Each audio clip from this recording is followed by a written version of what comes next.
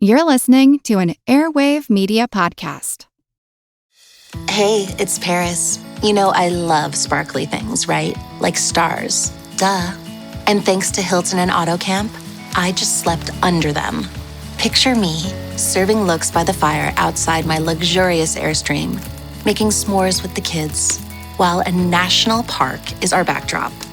The great outdoors meets Hilton hospitality. That's hot. Explore all the new ways to stay at Hilton.com. Hilton for the stay.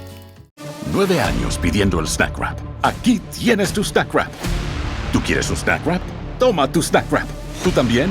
Toma un Snack Wrap. Snack Wrap, Snack Wrap, Snack Wrap.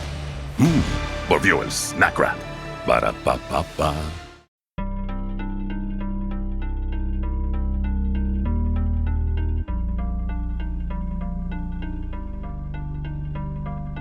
As November approaches and we Americans again participate in the democratic election of our leaders, this year especially we should make ourselves aware of the weaknesses in the U.S. system for presidential election, which is more and more steeped in controversy.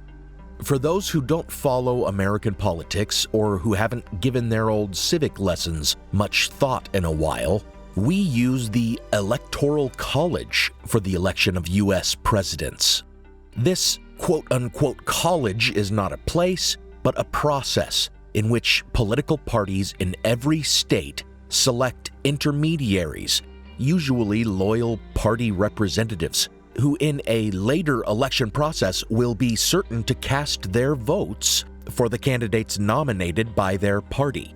Then, in the general election, everyday citizen voters cast their ballots. But even though on the paper ballots they seem to be voting directly for candidates, really their vote is just for the slate of electors who have pledged to vote for the selected candidates. Is that confusing? Let me try to put it more simply. When we vote for president, our votes are basically only counted as a vote of party preference. Though the names of presidential electors usually don't appear on the ballots, that's who we're actually voting for. So when a party's chosen electors vote in the general election, they're actually voting for themselves to be their state's electors. Now, it still sounds confusing, and that's probably because it is, and rather needlessly so, with layers upon layers of election processes preventing genuine direct democracy. Just as in presidential primaries, the people may vote for a preferred candidate, but who a party nominates is really determined by party delegates, so too we vote for the ticket we support, but it is electors who really choose the winner. After the general election votes are tallied, the actual presidential election begins. Whichever party got the most votes for their ticket in a given state then has their slate of electors officially appointed by the governor, and those electors gather to cast their official electoral votes. It is those votes that are afterward counted by Congress to certify election results. This was the proceeding that Trump and his supporters attempted to prevent in their siege of the Capitol on January 6, 2021. The Electoral College system draws criticism for many reasons. Perhaps the most prominent is that it is seen as a tool of minority rule, since increasingly in 21st century elections, the electoral vote and the popular vote have been at odds, allowing for candidates to take office even when fewer Americans voted for them. Thus, it is seen by many as a tool for the undermining of democracy. And because of it, Pew Research has shown that most Americans would prefer a direct popular vote. Related points of criticism have to do with the apportionment of electors favoring low population swing states. In fact, during the Constitutional Convention, Alexander Hamilton and others favored the direct election of presidents, but were forced to compromise with smaller states and slave states who feared having no voting power by giving all states a minimum of 3 electors, regardless of population, and by counting slaves as 3/5 of a person when calculating population. despite their being barred from participating in elections. Other issues taken with the Electoral College system are that it operates in most states as first-past-the-post voting. The party who achieves not a majority but a plurality thereafter able to cast all the state's electoral votes. This, in effect, ensures our two-party system, preventing the success of third-party candidates. Instead of this winner-take-all system, some call for more proportional representation in the Electoral College, while others call for its abolishment altogether in favor of a direct election, as many founding fathers preferred. But the most pressing concern about the Electoral College this election year has got to be that it is a system clearly vulnerable to manipulation, and it has always been acknowledged to be flawed and subject to exploitation. This is chiefly because of the threat of so-called faithless electors, or electors chosen by their parties, whose slate is duly appointed by their governors, who thereafter vote against their party's wishes and against the will of all who voted for their party's ticket in the general election, thereby subverting democracy entirely. This has been a problem from the beginning. In the 1796 election, when the jobs of president and vice president were determined separately according to the electoral vote, 18 faithless electors pledged to the John Adams ticket chose not to vote for his running mate as vice president, as a result making John Adams' rival, Thomas Jefferson, his vice president. And in the election of 1800, one elector from New York named Anthony Lispinard demanded to be allowed to cast his vote secretly. With Thomas Jefferson and his running mate Aaron Burr extremely close in electoral votes, he intended to pull a little coup and install Burr as president and Jefferson as vice president instead of the other way around. While faithless electors have been a continual problem in the Electoral College, especially as secret ballots became the rule in some states, it rarely affects the outcome of elections. Most states have by now made their electors accountable by making it convention for electors to vote orally and by passing laws that will void the votes of faithless electors and in some cases levy fines and penalties. However, with Donald Trump's efforts to overturn the 2020 election results, a different flaw in the Electoral College is now in the spotlight, a separate threat to democracy that every voter should understand. This is historical blindness. I'm Nathaniel Lloyd, and as is often the case, I find that history can offer us valuable insight into this modern menace. Thank you for joining me for the slow motion coup, Trump's fake electors scheme.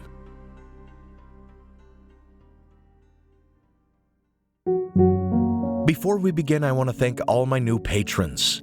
Thank you to Matthew Goldenberg, Luke Noel, and Allison Bartholomew for becoming patrons. Additional thanks to Kaylee for upgrading their membership to the generous partner level. Patrons on Patreon get access to a special ad-free feed of the program with exclusive content. For example, after my episode on the March on Rome, I released another looking at the fascist ideology of someone very influential on Trump and Trumpism, Steve Bannon. And after my episode on the Beer Hall Putsch, I released an episode that further compared Bannon to Nazi agent Francis Parker Yockey and drew connections between American fascism and authoritarianism in Russia. If you hear the word minisode and think these are insubstantial little sound bites, they're not. They're fully produced and researched episodes about 10 to 15 minutes long. Patron feeds also get episodes early, and as I mentioned, their episodes are ad-free, which means they're not hearing these Patreon pitches either. So if you appreciate the podcast and want more content, support me on Patreon for as little as $1 a month. Now, on with the episode.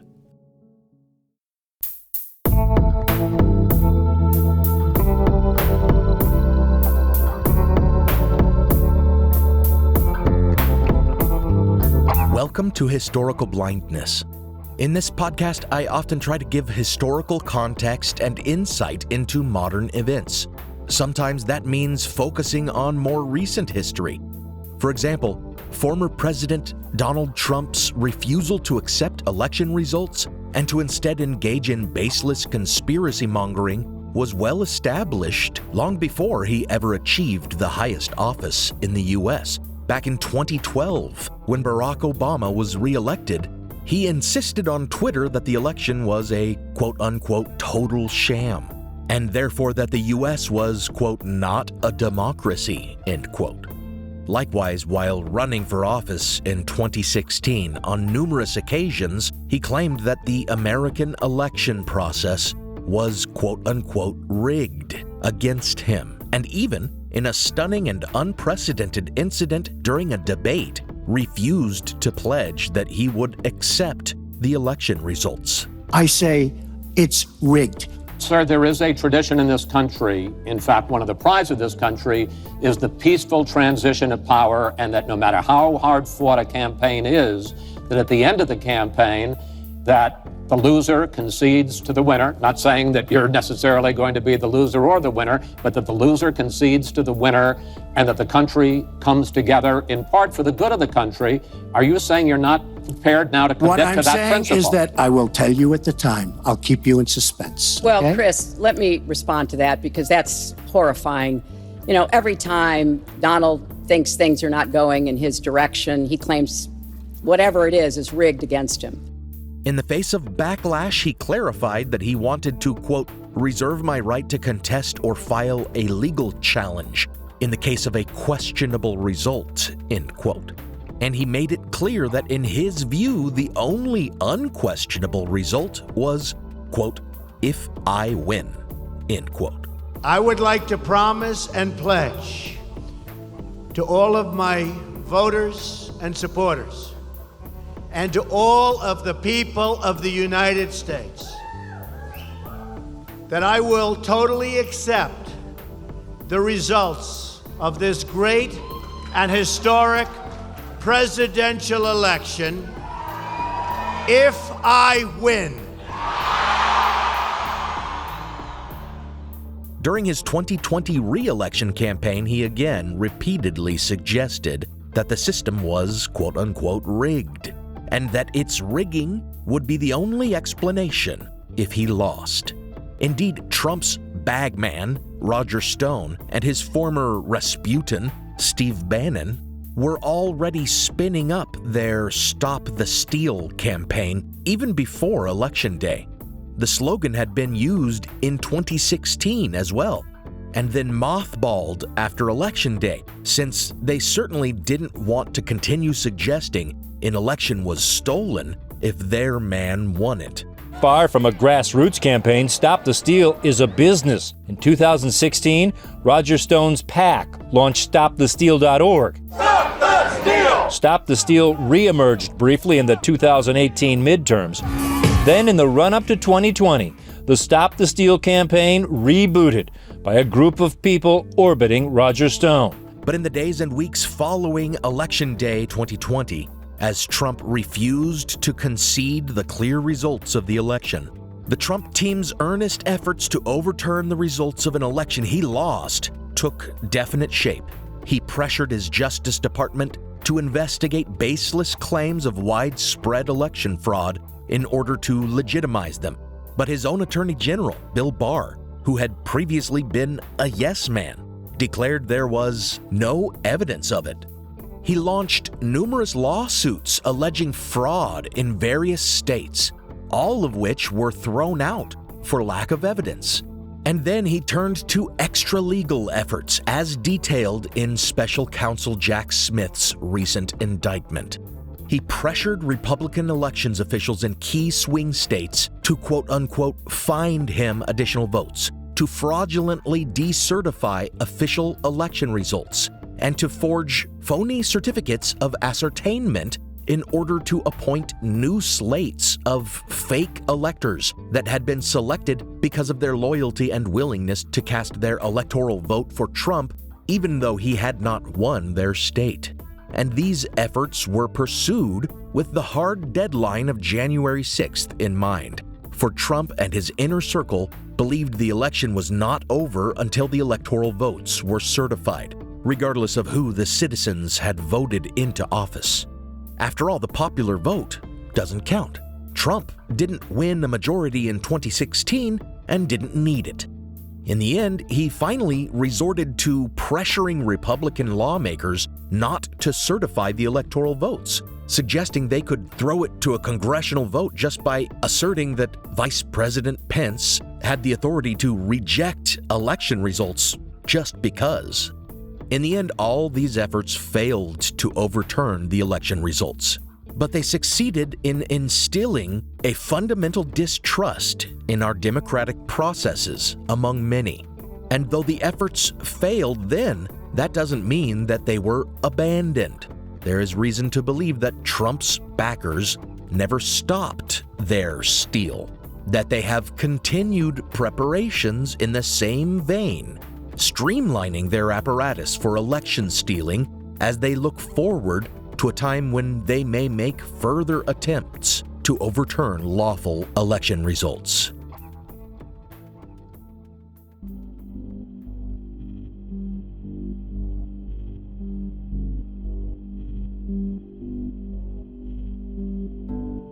Apologists claim that their fake electors strategy was all perfectly legal. Their notion is that state legislatures and/or officials can simply supersede their will over that of the electorate when there is evidence of fraud, which, remember, Trump's own Justice Department and every court that considered it said there was none. In emails, the electoral votes cast by these new electors were even called, quote-unquote, fake, though afterward it was suggested that, quote, alternative votes is probably a better term than fake votes, end quote. The hope was not even so much that these fake votes would be counted, but rather that discord would be sown, and in the chaos and confusion among lawmakers trying to certify electoral votes on January 6th, the result would be that Congress would send the whole mess to the Supreme Court, which Trump has packed with partisans who would effectively install him again as president. In defense of the idea, a precedent was cited from the election of 1960. That year, there was a very close race between JFK and Richard Nixon, and there were rumors then as well of Democrats benefiting from voter fraud. This happened to be the first time that Hawaii, which had just recently achieved statehood, participated in a presidential election. Nixon was favored to win Hawaii at first, as the Republican Party had long dominated the islands. But Democrats had gained ground recently, and early totals suggested a Kennedy upset. When the election was instead called for Nixon, it was discovered there had been tabulation errors, and a circuit court judge ordered an official recount. While this recount was being conducted, two slates of electors were put together, one by each party. The governor certified the Republican electors, since Nixon was the winner, until such time as the recount proved otherwise. However, the Democratic slate of electors also gathered to cast their votes, and they too signed elector certificates that asserted a Kennedy victory in the event that the recount reversed the election results. As it turned out, that is exactly what happened, and the governor decertified the Republican elector slate, certifying the Democratic electors instead.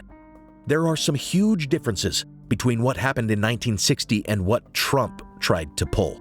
First, the two Hawaiian elector certificates were created because of an official recount due to clear evidence of tabulation errors. In 2020, the fake elector certificates created by Trump supporters used the exact same language as was used in 1960, but omitted any mention of the result pending an ongoing recount.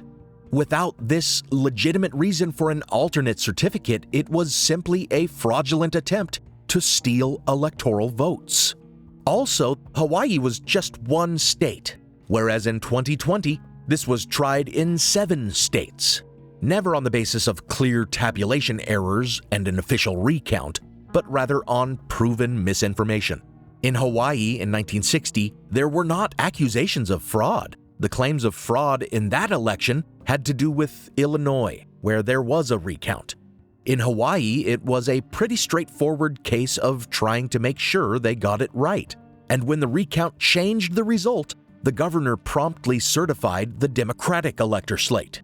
Moreover, when the contradictory certificates were sent to Washington, the loser in the election, Nixon, who was at the time vice president and therefore presided over the certification of the election results, dutifully accepted only the Democratic elector certificate, which was certified. And in fact, Nixon even made clear that the incident should not be viewed as a precedent for any similar irregularities with alternate elector slates in the future.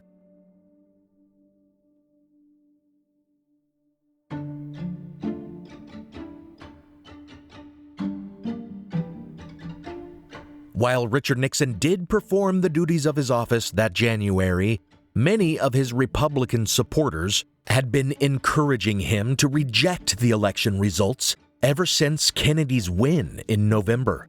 It had been a very close race.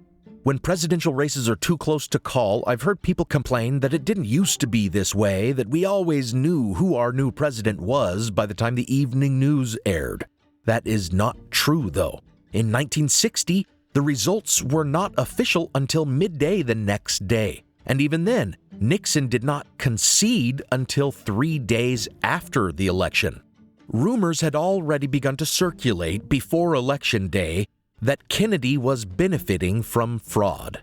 When Kennedy took Illinois, it was believed by some Republicans that Chicago's corrupt mayor, Richard Daley, who dominated the city with his political machine, had stolen the state's electoral votes.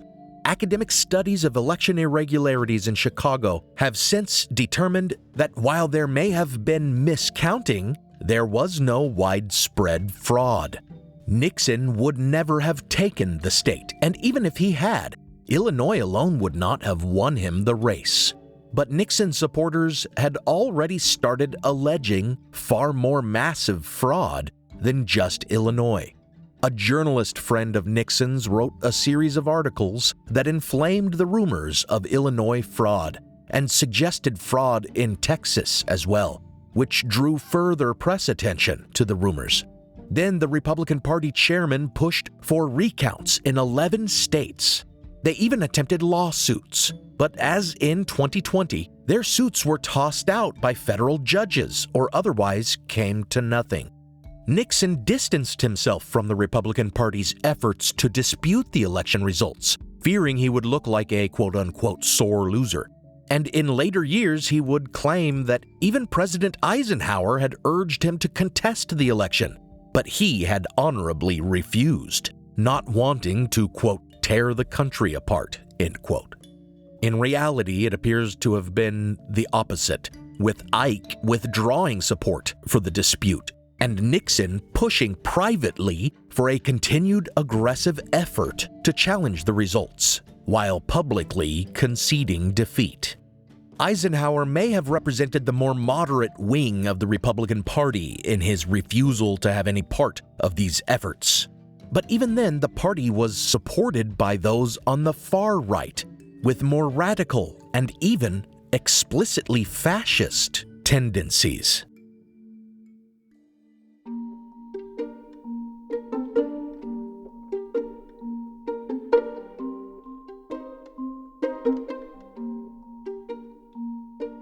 Some of the major supporters of this effort to overturn the results of the 1960 election were hardline white supremacists. There was Willis Carto, whose liberty lobby had become more and more influential on American conservative politics, and who, in his organization's publication, The Liberty Letter, read by many a moderate Republican, claimed the election had been rigged, that it had been stolen from Nixon, and that there was unequivocal proof of election fraud, but that corrupt Democrats had suppressed it, and the only thing that could stop Kennedy from stealing the presidency would be for those on the right to rise up before the electoral votes were counted, in January.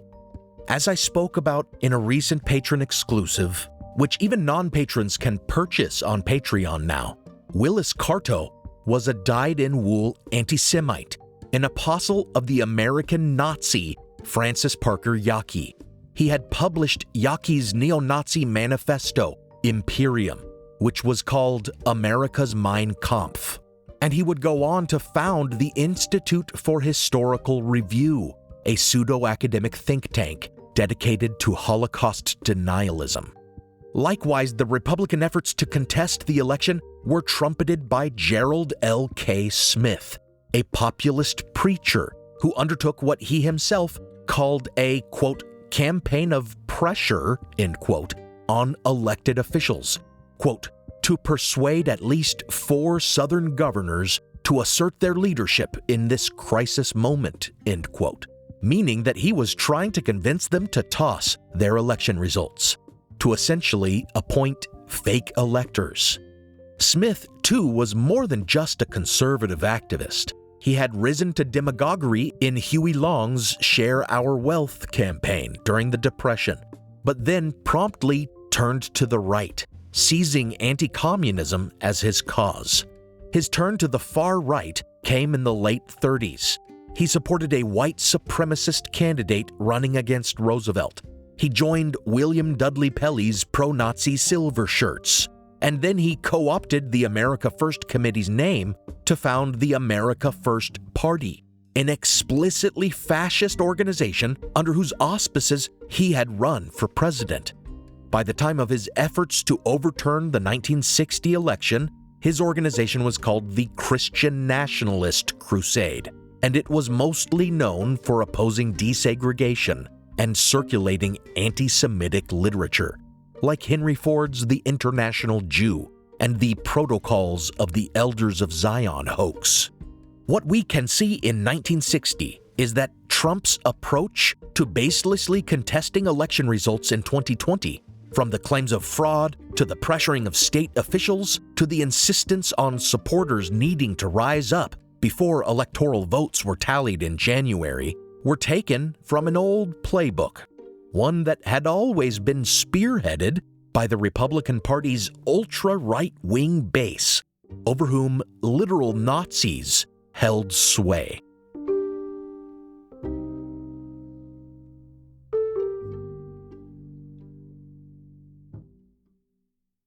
Now for a brief intermission.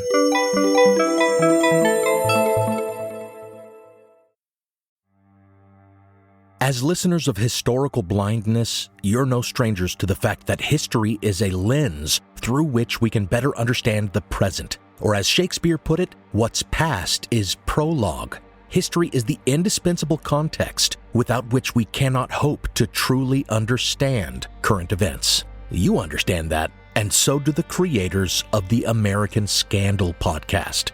Every season, they immerse listeners in the biggest controversies in U.S. history, helping us understand America's dark side and learn from its troubled past. Its latest season, Ruby Ridge Standoff, delves into an incident that sowed the seeds for the rise of the modern radical right.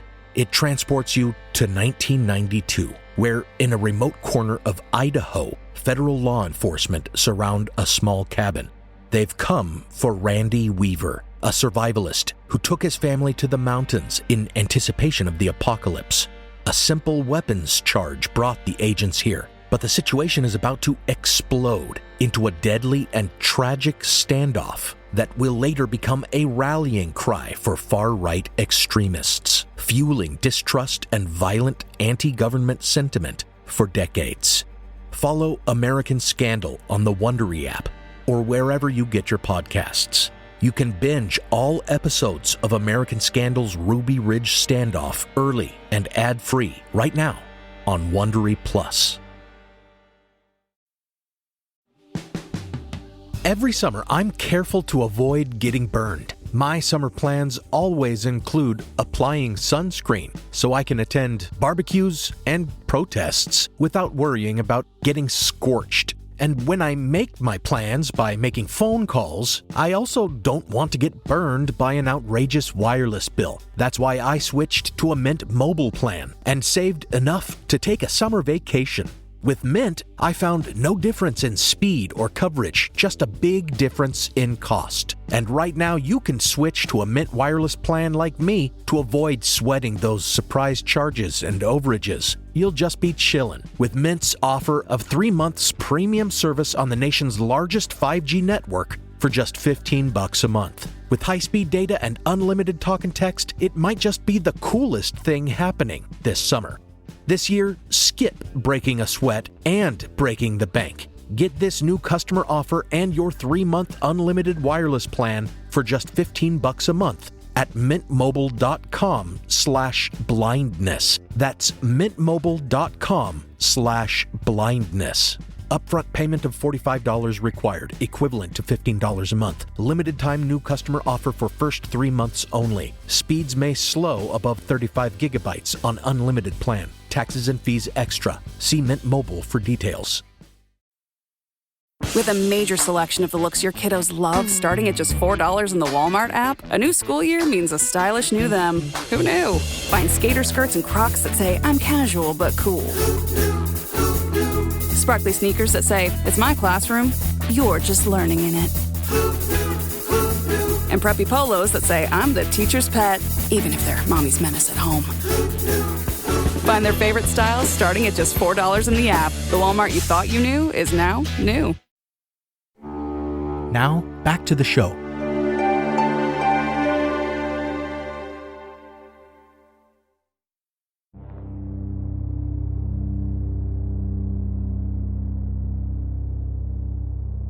This fascist game plan for the overturning of election results and installation of a losing candidate as the new U.S. president did not appear fully formed in 1960. It was not dreamed up on the spot by desperate partisans who believed misinformation about election fraud.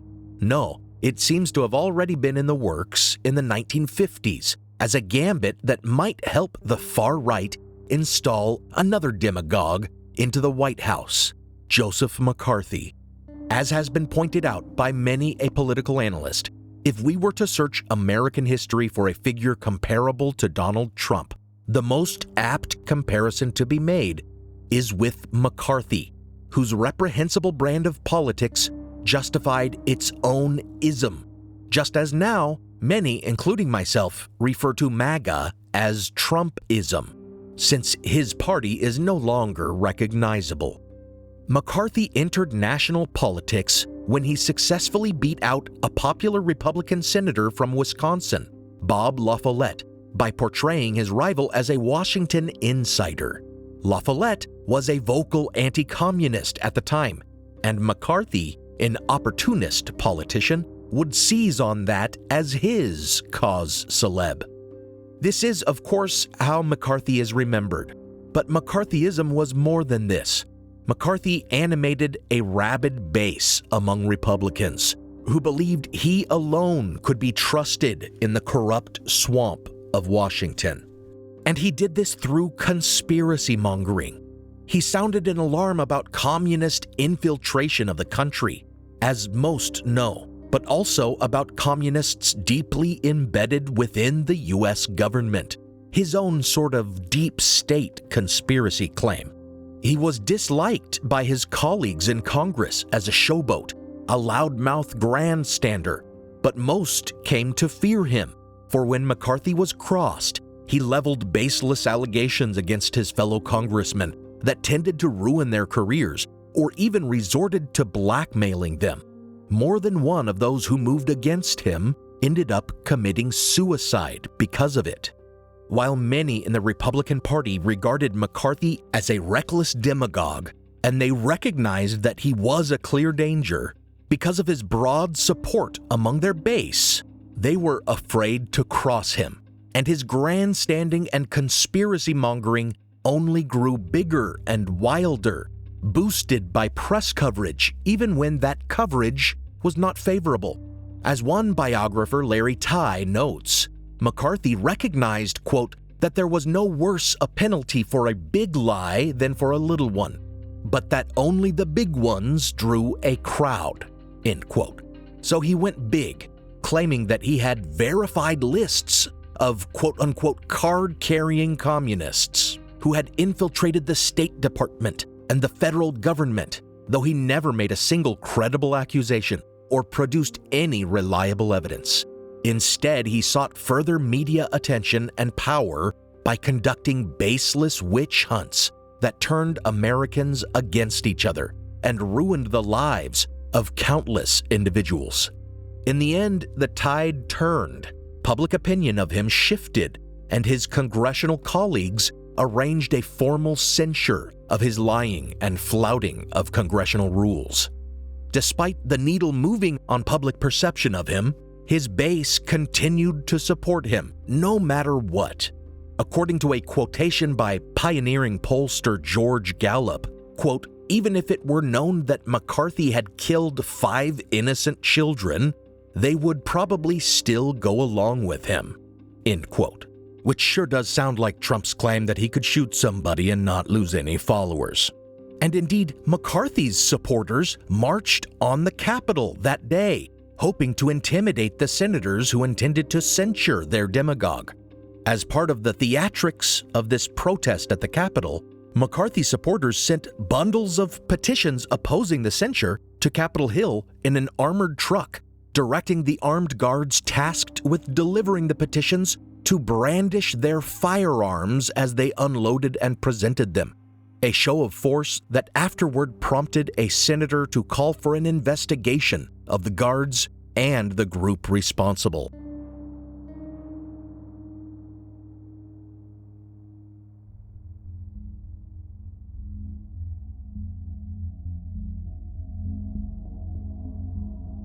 Any who are interested in hearing more about Senator McCarthy and understanding how McCarthyism stands as a clear predecessor of Trumpism should go and listen to the 2nd season of Rachel Maddow Presents Ultra, which delves deeply into this topic, tracing the history of far-right extremism in mainstream politics and showing what happened in the past when its influence on sitting members of Congress was exposed. In Season 2, she makes clear the obvious parallels between McCarthy and Trump. There is first the obvious that Joseph McCarthy's right-hand man, Roy Cohn, who would later serve as Richard Nixon's personal advisor, mentored Donald Trump in the 80s. But beyond this very concrete connection, there are the likenesses, which should be apparent to anyone who sees clearly. McCarthy galvanized a rabid base through conspiracism and claims of a, quote, threat from within, end quote. He lied incessantly, and his followers nevertheless trusted him and him alone. He turned all political discourse toxic, and even those in his party felt powerless to rein him in. And when his downfall was imminent, his supporters marched on the Capitol in hopes of obstructing Congress and preventing the ruin of their idol. Disturbingly, just as Trump has support from and disquieting connections to neo-Nazis, as I have recently discussed, so too McCarthy had clear, if clandestine, contacts among fascist organizations and Nazis in the US. One of the first times that McCarthy tried to make a name for himself by spreading lies and disrupting official proceedings was during his first term, when, as an observer on an investigatory subcommittee looking into a Nazi massacre of US POWs, he brought disorder to the investigation, interrupting to spread proven lies about the Nazi soldiers being mistreated and claiming that their prosecution was driven by revenge. This was known Nazi propaganda that was used throughout the Nuremberg trials. Some thought McCarthy was just grandstanding, but others believed he was motivated by anti-Semitism and a genuine sympathy for Nazis. There were reports that he frequently used anti-Semitic slurs, and that he was known to hold up a copy of Mein Kampf and say, "That's the way to do it." A year after he acted as a Nazi apologist in that subcommittee, he accepted an invitation to speak at a Christian Nationalist Party event by known fascist Gerald L.K. Smith, the very same man who a decade later would try to pressure governors to appoint fake electors for Richard Nixon. Francis Parker Yockey, author of America's Mein Kampf, Imperium, who as a former Nazi agent had himself worked to defend Nazis in the Nuremberg trials and was then a fugitive from justice, was also slated to speak at the event and delivered a fiery rant there about, quote, white Christian Germans, end quote, being railroaded in sham trials because, quote, Jews control the world today, end quote. McCarthy pulled out of the event because of criticism in the press, but his people would later reach out to fugitive Nazi spy Francis Parker Yockey and hire him to ghostwrite a speech for McCarthy. That same year, McCarthy launched a smear campaign against Anna Rosenberg, a Jewish woman appointed Assistant Secretary of Defense.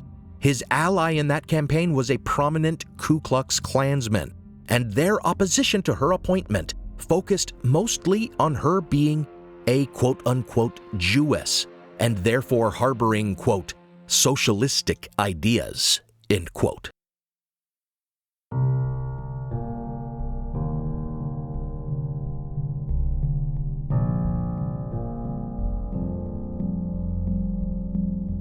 While all of this may seem utterly disqualifying for McCarthy, it did not stop the rise of his political star. His congressional colleagues may have viewed him as a defender of Nazis and a man without ethics, but his base viewed him as a defender of America against a communist enemy within. And the extreme right, who still wanted a fascist leader for America and received McCarthy's signals of sympathy for Nazism very clearly, thought that he could be their man. In 1956, as the Republican National Convention approached, a campaign was organized to hijack the Republican Party and install the demagogue Joseph McCarthy as their presidential nominee. Eisenhower was already the presumptive nominee, but the plan was to distribute anti-Eisenhower pamphlets and circulate petitions at the convention, convert enough delegates to the cause, and flip the party to McCarthy. Some conservatives in the media even feared they could do it, one of them writing, quote, McCarthy will have no compunctions at all about wrecking the Republican Party if this seems to serve his purposes. His supporters have the true mark of the fanatic. They are not interested in facts. The endless exposure of McCarthy's endless untruths do not affect them. Serious observers on Capitol Hill take seriously the possibility that McCarthy could ride to national power on the wreckage of the Republican Party, end quote. Among those who spearheaded the effort at the convention was Willis Carto, Yockey's neo-Nazi apostle, who would, just 4 years later, rouse the Republican electorate with baseless claims of widespread voter fraud in the 1960 election, encouraging them to rise up and prevent the peaceful transfer of power in January. In the end, of course, the effort to hijack the party for McCarthy failed, and Eisenhower was nominated.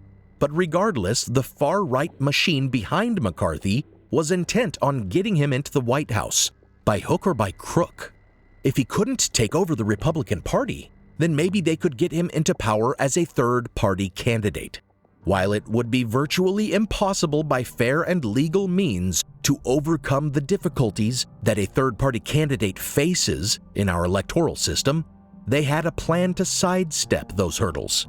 A group of former America First Committee members who had worked with Nazi sympathizers and Nazi agents to keep America out of the war, and including one former congressman implicated in the Great Sedition Trial of 1944, in which sitting congressmen stood trial for actively and knowingly spreading Nazi propaganda, cooked up a plot in 1956 to get McCarthy elected president by concocting fake elector slates.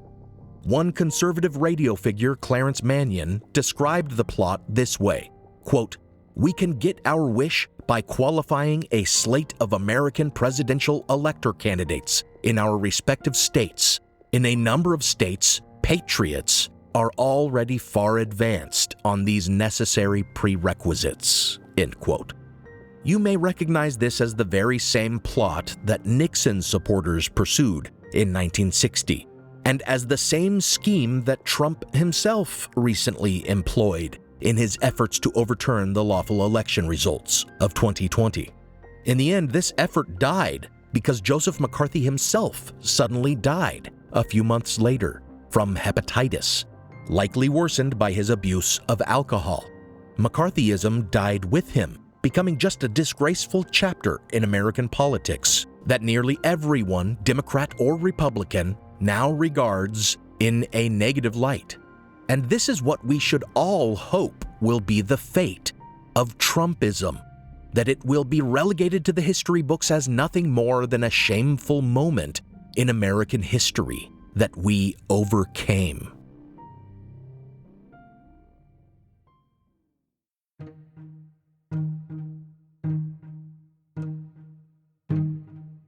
If we are to trace the roots of Trump's fake elector scheme back through history, though, we must look to its earliest appearance in the contested election of 1876, which prompted legislation a decade later to ensure no such elector slate shenanigans would ever again disrupt the proper certification of election results. The election of 1876 was the most contentious in U.S. history, threatening to throw the country back into civil war, and resolving only with an unprecedented compromise that would effectively end Reconstruction in the South. If you want to hear more about this unwritten political agreement, check out my episode from 2020, The Smoke-Filled Room. For our topic, we only need to understand the situation that Congress found itself in when convening to count electoral votes. The candidate Rutherford Hayes needed the electoral votes from South Carolina, Louisiana, and Florida to win, whereas his opponent, Samuel Tilden, needed only the electoral votes of one of those states to win. In Florida, Tilden's electors were certified by the state's attorney general, but Hayes's electors claimed to also be certified by the canvassing board. In Louisiana, the result of the gubernatorial election was still in question, and two competing governors were both claiming to have certified different slates of electors. Then in South Carolina, though Hayes's electors were duly certified by the governor, Tilden's electors sent a certificate with their votes, falsely claiming to be, quote, duly and legally appointed by and for the state of South Carolina, end quote. It would later be revealed that the Tilden campaign was actively bribing Southern election officials to change the results. It was all such a mess that Congress had to convene a special bipartisan electoral commission to sift through everything. And amid the chaos, a new and completely fake slate of Tilden electors from Vermont, which had been indisputably won by Hayes, submitted votes to Congress after the deadline, claiming without any pretense of evidence to be the official electors. Tilden was clearly gaming the system, but the fact was that he had a strong case for winning Florida, which would have given him the presidency. In the end, Congress's backroom compromise, which put Hayes in the White House instead, was widely viewed as a miscarriage of democracy. 10 years later, the Electoral Count Act was passed, that left it up to each individual state to resolve their own disputes in certifying results.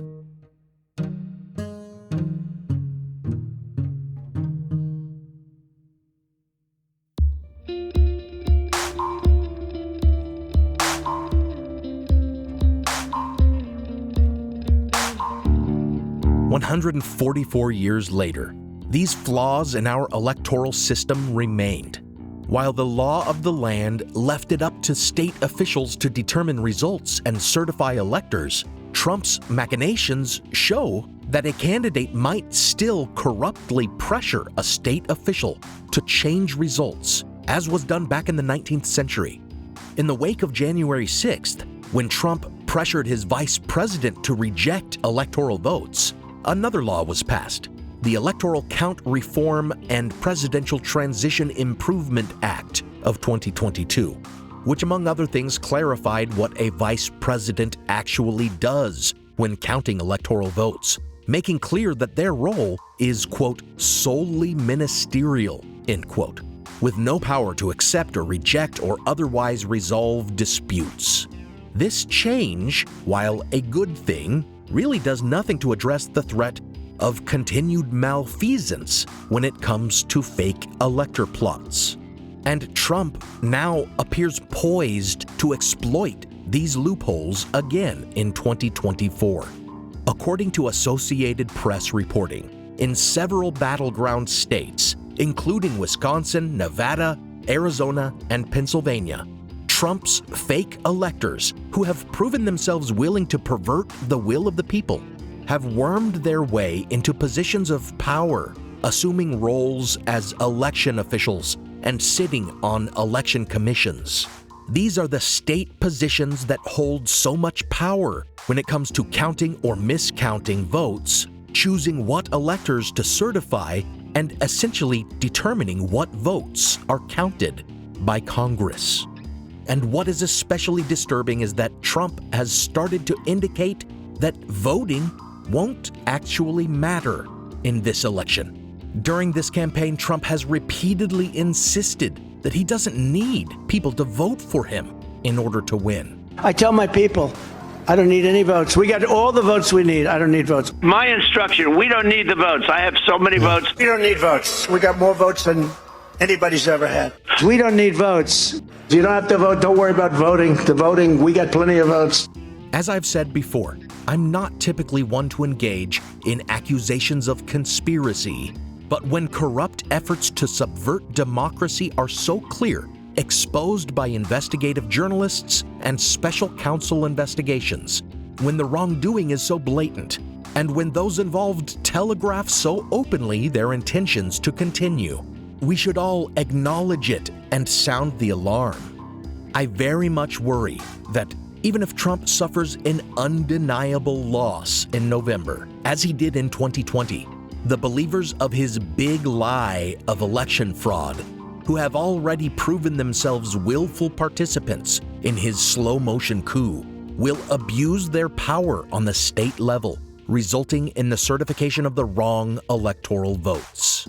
I further worry about the appearance of competing fake electoral vote certificates in Congress this January, because even if Kamala Harris is only following the proper orders and procedures in her role as vice president by counting only the duly certified votes, it may be claimed by Republican senators that she is favoring votes for her.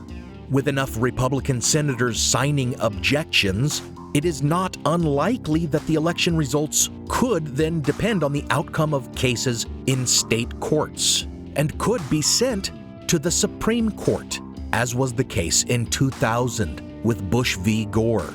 And this packed Supreme Court bench has proven itself more than willing to cater their interpretation of law to suit conservative whims. It is a dire prediction, and one I greatly hope does not come to pass.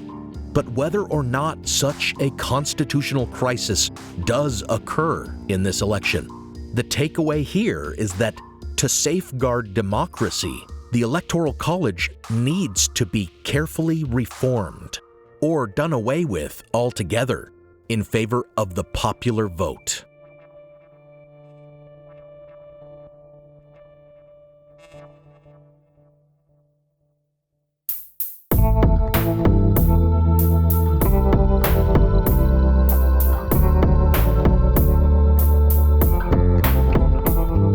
Thanks for listening to Historical Blindness.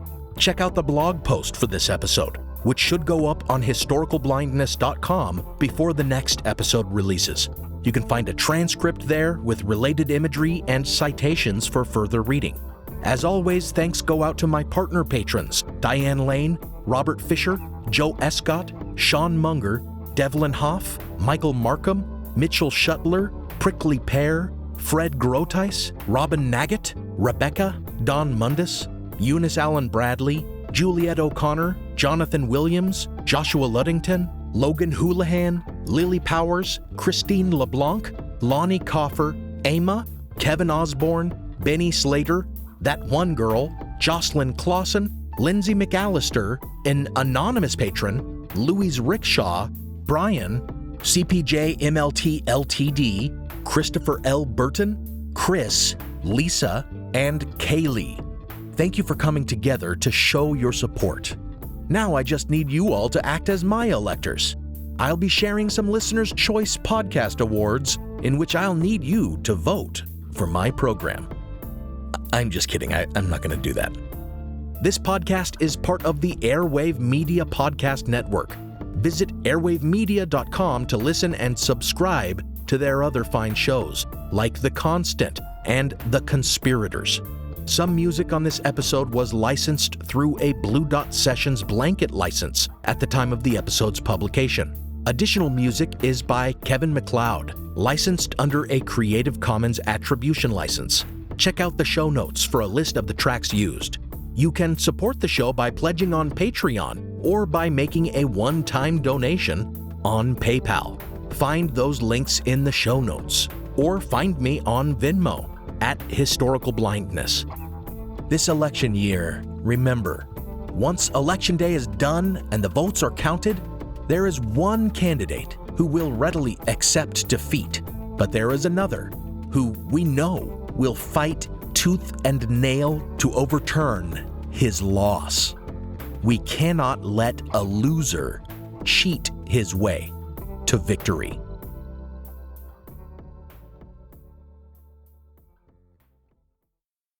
Have you ever wondered how inbred the Habsburgs really were? What women in the past used for birth control? Or what Queen Victoria's 9 children got up to? On the History Tea Time podcast, I profile remarkable queens and LGBTQ+ royals, explore royal family trees, and delve into women's medical history and other fascinating topics. Join me every Tuesday for History Tea Time, wherever fine podcasts are enjoyed. What does Sputnik have to do with student loans? How did a set of trembling hands end the Soviet Union? How did inflation kill moon bases? And how did a former president decide to run for a second non-consecutive term? These are among the topics we deal with on the My History Can Beat Up Your Politics podcast. We tell stories of history that relate to today's news events. Give a listen. My History Can Beat Up Your Politics wherever you get podcasts.